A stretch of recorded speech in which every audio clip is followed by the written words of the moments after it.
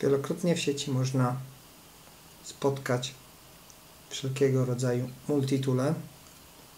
Tutaj mamy śrubokręt, klucze 2, 4, 6, 8, 10, 12, jakiś stojak na telefon, jeśli włoży się tutaj kartę, centymetr, śrubokręt 1, otwieracz do listów,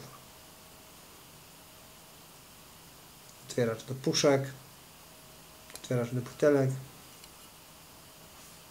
Do tego fajne etui.